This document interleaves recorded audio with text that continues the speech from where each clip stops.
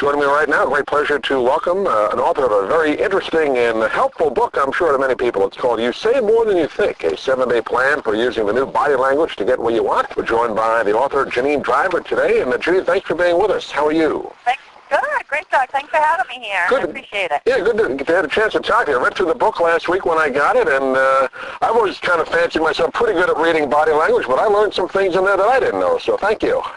Great.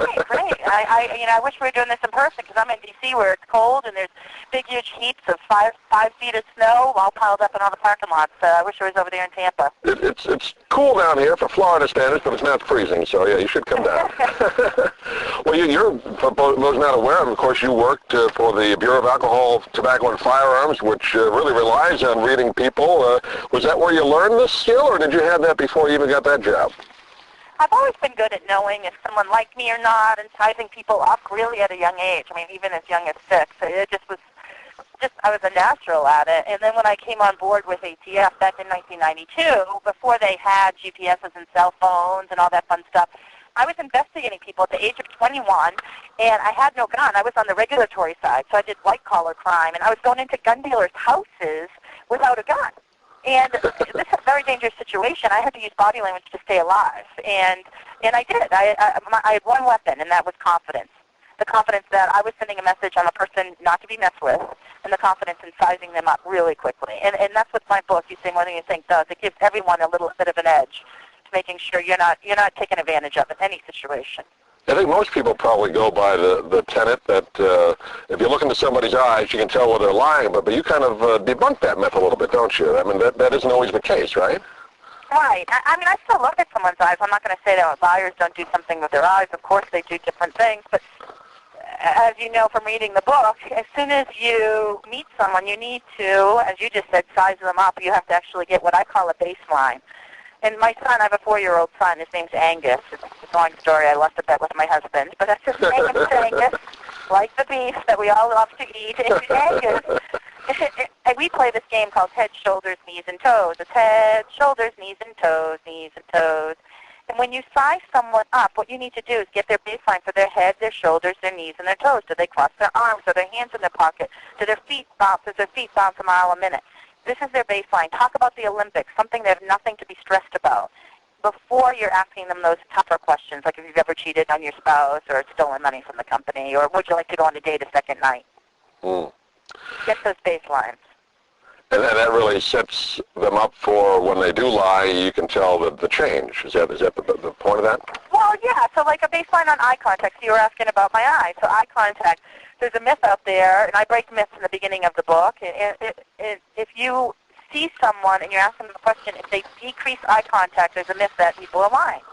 Well, guess what? I'm 39 years old. I've known at least for a couple decades that if I'm going to lie to someone, I want to make sure I give them a little extra eye contact.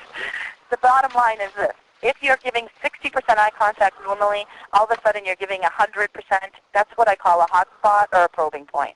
Or you give 60% eye contact regularly and you drop to 20%. You're looking for that change, and that's really where eye contact comes into play is, wait a minute, something just changed. Either the direction of their eye or how much eye contact they're giving me as we're discussing this issue.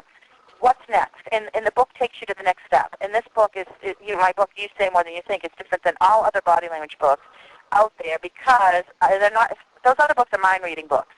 This is a communication book. I give you the questions to ask when you think someone's holding you back or holding something back.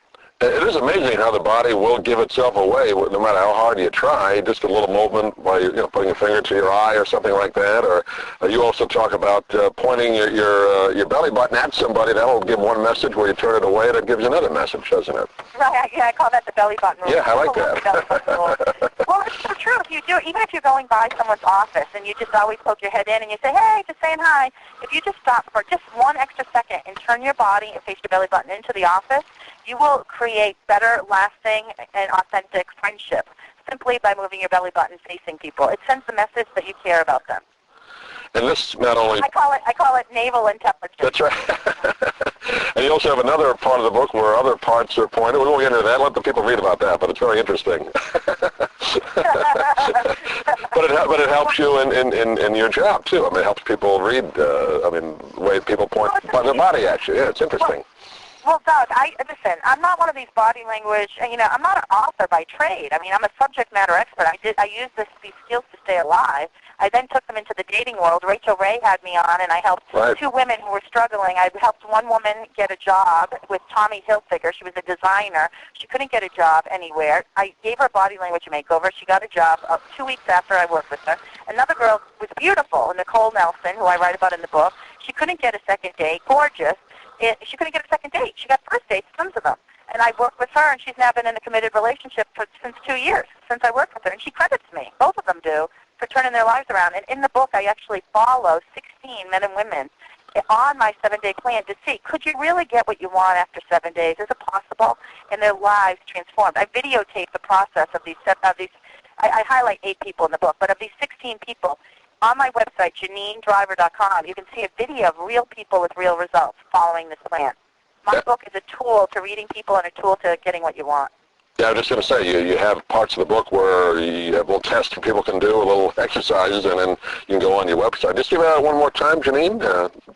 Janine Driver, Janine, Janine Driver, like a taxi driver.com. As a matter of fact, anyone who buys the book, it's available on Barnes & Noble, Borders, Books A Million, you name it. It's all over the website right now. Sell them like hotcakes. I was on the Dr. Oz show on Monday talking about how women can tell us our husbands are lying to us.